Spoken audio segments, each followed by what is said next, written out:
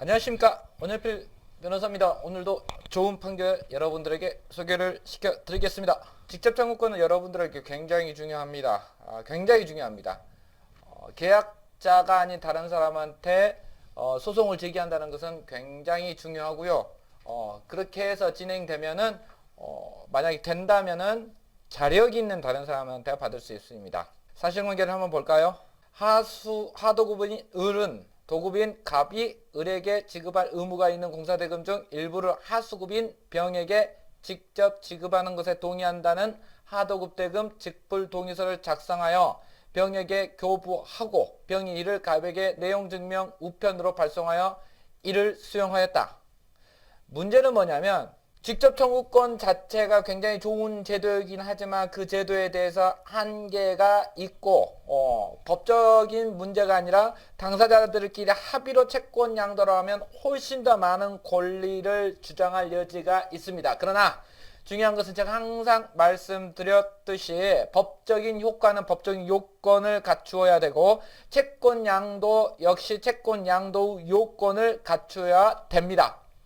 채권 양도 기본적인 요건은 채권 양도인과 양수인 사이의 계약을 체결하고 이 채권 양도인이 채무자에 대해서 통지를 하게 되고 만약 이 통지가 양도인이 아닌 양수인이 통지를 했다면 그 통지는 무효로 되고 결국 다른 사람들과 다른 채권자들과는 우열관계에 있어서 불리한 판단을 받게 됩니다. 이 사건 다시 한번 돌아와 보겠습니다. 이 사건 문서는 하도급인이 작성한 것으로 하도급 거래 공정화에 관한 법률 직접 요건에 맞추어 하도급인이 소해인이 도급인이 피고가 자신이 받을 도급대금을 하수급인이 온거에게 직접 지급한다는 것 동의한 내용으로 하고 채권 양도에 대해서는 명시적인 언급이 없다. 이 사건에서는 채권 양도를 주장을 했습니다. 그리고 거기에 더해서 피고기하라고 기재되어 있는 것은 적어도 1차적으로는 앞서 본 규정이 하도급 외에도 도급인이 피고 측의 동의도 있어야 한다고 정하는 것이어서 이 요건을 갖추기 위하여 이 서면을 피고 측에 보내어 피고 동의를 얻으려는 취지로 봄이 상당한 것에 불과할 뿐이지 채권 양도 통지로서는 적법한 요건을 갖추지 못했다라는 것입니다. 결국 이 사건 문서에 의하여 우선 직접 청구권 취득이라는 법적 이익을 얻게 되는 원고가 피고 동의를 구하여 이를 피고에게 우송하는 일, 송달하는 일은 당연한 것이고 직접 청구권의 요건은 충족한다.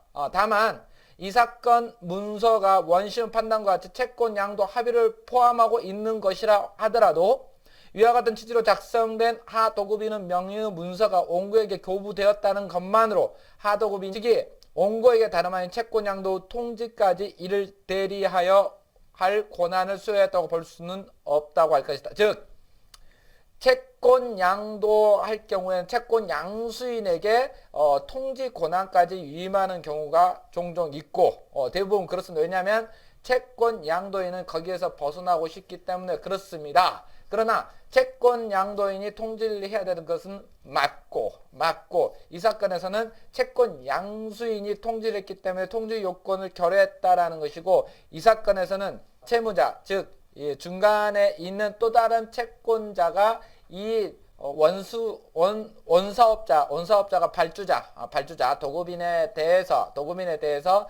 가지고 있는 채권이 다른 채권자도 이렇게 압류가 들어와서 우열관계가 문제가 되었기 때문에 이 통지가 관련된 문제가 있습니다.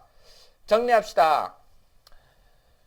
원사업자가 있고 수급인이 있고 발주자가 있습니다. 이 둘 사이에 합의가 됐다고 하더라도 이 원사업자한테 통지가 되어야 되고 이 통지는 적법한 요건을 갖추어야 됩니다. 그렇지 않고는 이 원사업자의 다른 채권자에 대해서 대항력을 주장할 수 없습니다.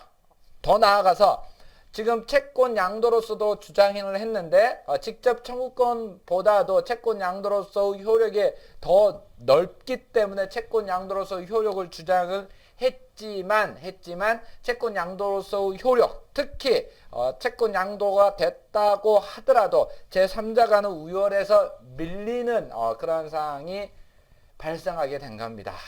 오늘도 수고하셨습니다. 고맙습니다.